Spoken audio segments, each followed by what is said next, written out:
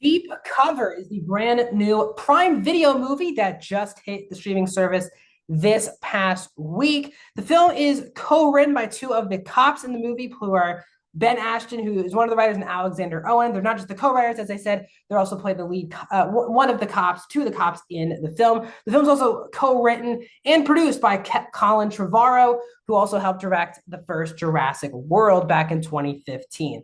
The film stars Bryce Dallas Howard as Kat. She's a struggling actress in London who's now running a improv class, and while all of her students are getting hired for jobs, she is still struggling to find her way into Hollywood. One of her classmates, she has two classmates. One is Marlon, who's played by Orlando Bloom, a struggling commercial actor who wants to take things to the next level, and Hugh, played by Nick Mohammed, who is a accountant but wants to make more friends and fit into society more. They get hired by a cop, Billings, played by Sean Bean, to infiltrate a crime organization and make some money and use their improv skills to be in character and infiltrate this group. This group is ran by Fly, played by Paddy Constantine, and his number one person of Shosh, played by Sonoya Mizuno, and they are answering to Metcalf, who runs this crime organization, who's played by Ian McShane. The film is an hour and 39 minutes and is rated R. Welcome back, everyone, to a brand new review here at Max Talks Movies. My name is Max Dinenberg. We're talking Deep Cover. So if you're new to the channel, guys, please hit that subscribe button and ring that bell for notifications. I do movie, TV show reviews, added theater reactions, box office breakdown shows, many more things. If you like any one of those things, please consider subscribing, ringing the bell if you're new. Comment down below. What are your thoughts on Deep Cover? First of all, have you even heard of this movie? If you've seen it, did you like it? Did you not like it? If you've not seen it, tell me, based on my recommendation, will you go watch this? I'd love to hear your thoughts down in the comments. Also, guys, please hit the thumbs up button. So I saw no trailer for this movie. I've only seen the poster for the film leading in to watching it. And it just felt like, to me, a very much straight to streaming movie. And straight to streaming comedies for me have just been very much misses over the last 5 years. This was a interesting trio. You have Nick Mohammed, who's known for being Nate on Ted Lasso. Then you have Orlando Bloom, who can do comedy, but is mostly known for those big blockbuster roles. And then you have Bryce Dallas Howard, who's really done more directing over the last 5 to 10 years than acting. So this was a very interesting trio here to do. So I was very intrigued by it, but didn't really have at all. Like, I was not expecting to like this movie, was just hoping to have a good enough time. And I gotta say, this might be the biggest surprise for me of 2025. Now, is this going to be one of my top 20 movies of the year? No, it will not be that high on the list. But as someone who had such low expectations for this movie, and especially after the first 10 minutes, I really thought I was going to hate this movie. I actually had a blast with Deep Cover. These are the type of comedies that I thoroughly enjoy. Now, I am someone who, again, James Bond's one of my favorite top 3 IPs of all time. I like British comedy. And with, have a lot of British writers, a British director, some British actors in the movie. The movie takes place in England. That type of comedy style does work for me. But what holds this movie together is this really great trio. They all complement themselves very well. Bryce Dallas Howard has gotten a lot of shade for her acting since I've been alive. I've always enjoyed Bryce Dallas Howard. She's been in a lot of projects that have been a lot left to be desired, like Spider-Man 3 or the Jurassic franchise, that she's a better actress than what those films show of hers. And she's been a very impressive director for the last couple of years.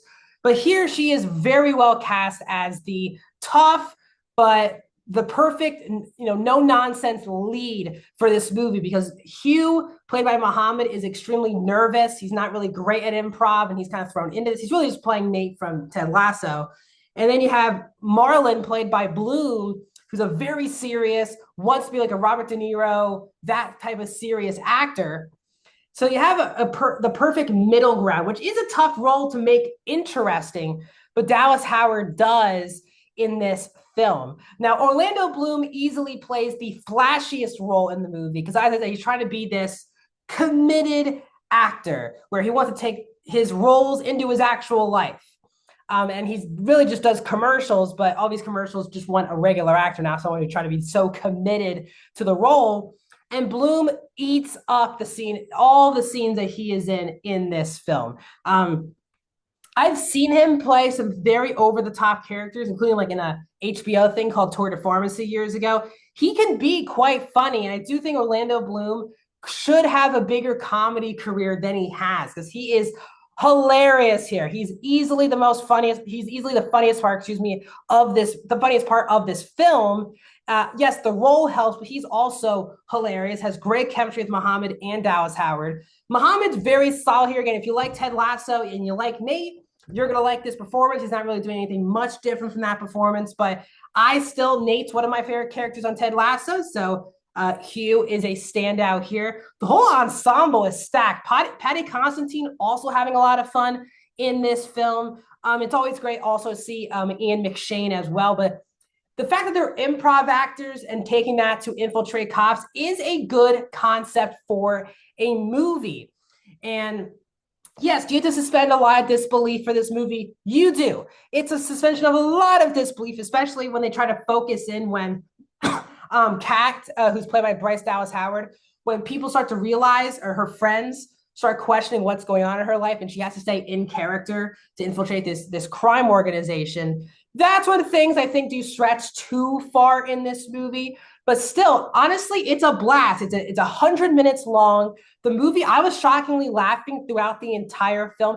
Is this a great movie? No. But is this where you can turn it on, turn it off your brain, and enjoy yourself for 100 minutes? That is this type of movie. Now, on a negative, as I said, I do think you do have to suspend your disbelief too many times in this movie, where it feels like if some of these people actually act like human beings, you could kind of tell that these people are clearly not cops or not going undercover at all. You know what I mean? Some, I get like the Paddy Considine thinking these are real, crime bosses, but especially like the cop characters are really stupid. The cops in this movie are really stupid, and some of the villain characters are very stupid.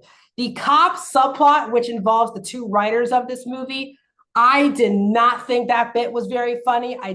No offense to them, they wrote a very solid movie here. Their part of the movie was not funny, and it distracted from the movie because every time we were cutting away from the main trio, we're getting these cops in like 5-minute bits.